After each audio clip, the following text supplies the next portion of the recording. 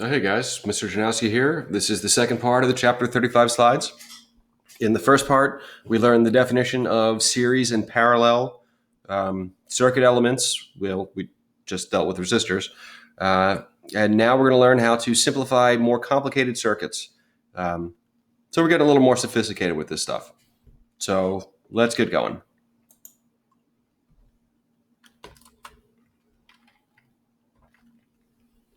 So remember, if you have resistors lined up end to end like this, they're in series. What's the formula for adding resistors in series? Remember, in this case, they just add normally. That's just regular old addition. And what is your formula when you have resistors in parallel like this? In that case, you add them inversely. This is the weird way.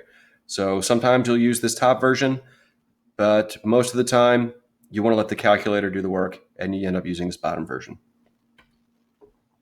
So when exactly are circuit elements in series? They're in series when they're lined up end to end. So they're connected end to end along a single path.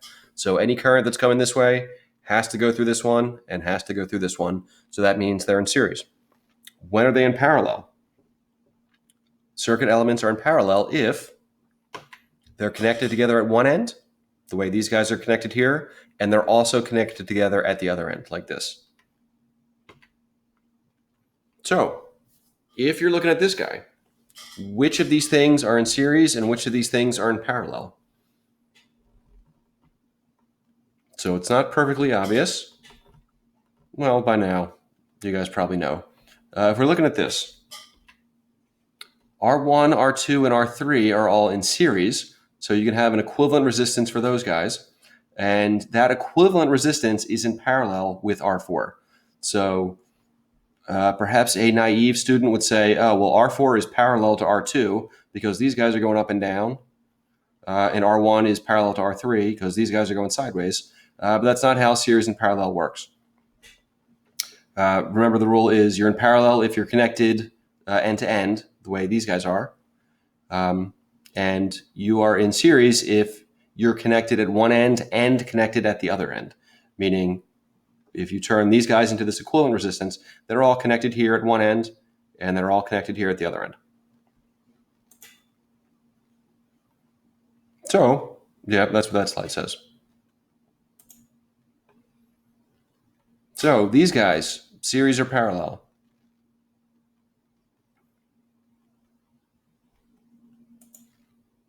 R1 and R2 are in series. Yeah, these guys are connected end to end. How about these guys? These guys look very parallel. Well, they're not. They're still connected to end.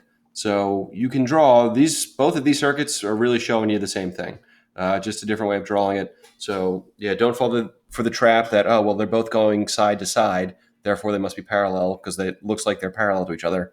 That ain't how it works. Now for these guys, these can take a little bit longer. So what is in series and what is in parallel in this top guy?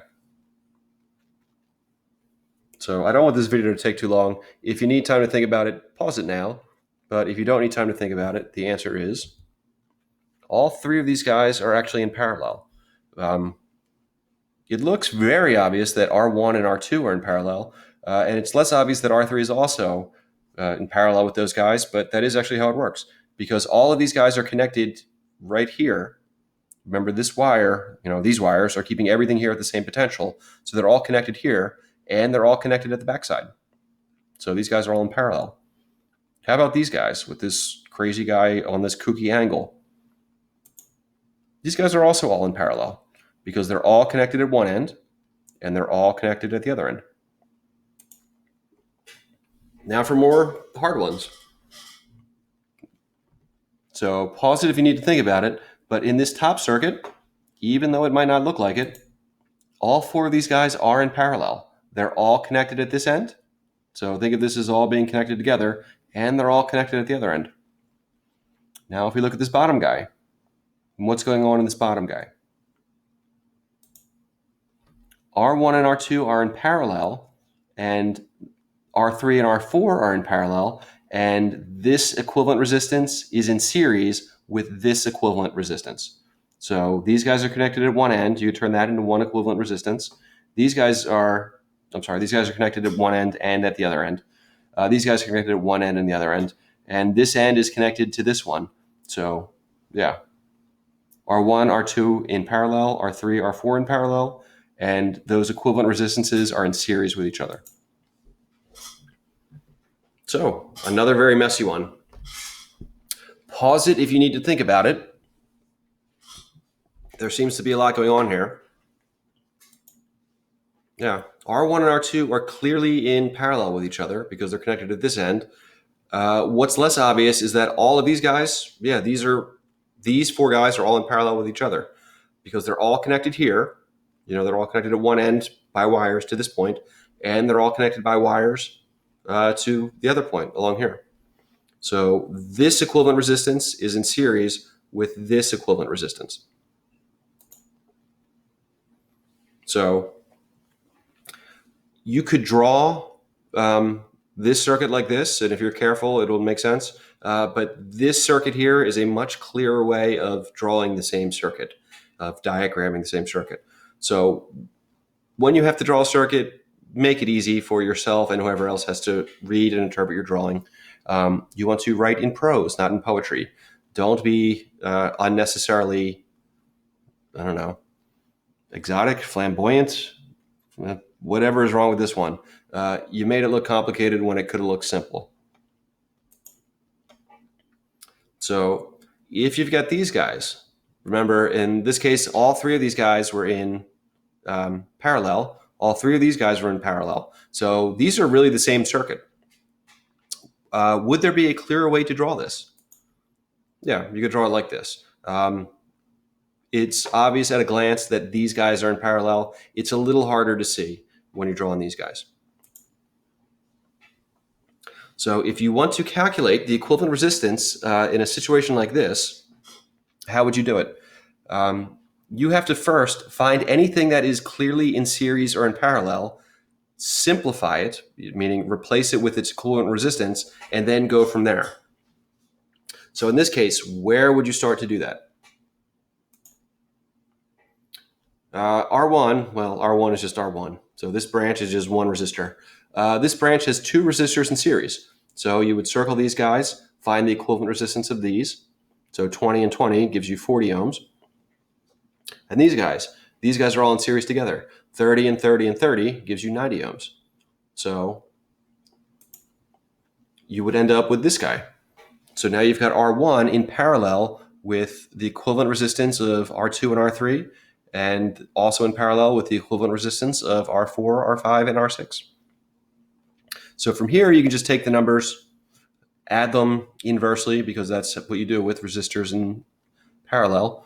Do all the math, and you get this. And you simplify your circuit all the way down to this.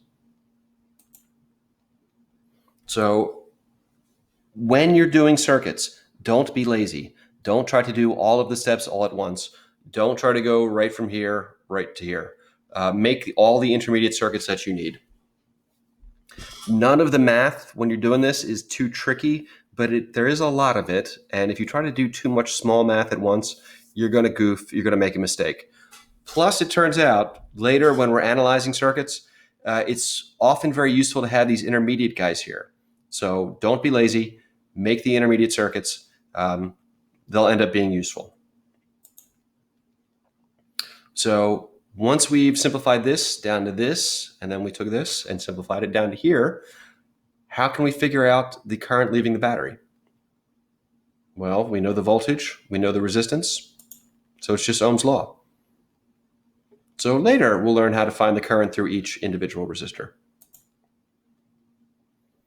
So if you got this guy, how would you find the equivalent resistance seen by this battery? Well, R4, R5, and R6 are all in parallel, so find that equivalent resistance. R2 and R3 are in parallel, so find that equivalent resistance. And you end up getting this. So yeah, the numbers work out kind of weird sometimes. If you add three 30 ohm resistors in parallel, your equivalent resistance is 10 ohms. If you add two 20 ohm resistors, it's 10 ohms. If you add seven 70 ohm resistors in parallel, you'll end up with 10 ohms. You notice these weird little math things. So yeah, this simplifies down to here. You now have 3 resistors in series, so very easy to simplify that. You just add them up normally, and you get down to here. So you end up with a 30 ohm resistor connected to a 9-volt battery. So, quick review. When are things in series? They are in series when they're connected end to end along a single path. When are they in parallel? They're in parallel when they are connected together at one end and they're connected together at the other end. So if you've got resistors in series, how do you add them? You add them normally, just regular old addition. When they're in parallel, how do you add them? You add them inversely, the weird addition. So again, which of these things are true? Which of these things are false? If resistors are in series, do they always have the same current through them? Or do they always have the same voltage across them? And if they're in parallel, do they have the same current through them? Or do they have the same voltage across them? Yeah, resistors in series will always have the same current going through them. If they're connected end to end, any current going through one has to go through the other guys. And resistors in parallel will always have the same voltage across them. If they're connected at one end, they're at the same potential, potential meaning voltage. They're at the same voltage at one end. And if they're connected at the other end, they're at the same potential at the other end. Therefore, the potential difference across everything has to be the same. So that's the end of part 2. Hope that helps.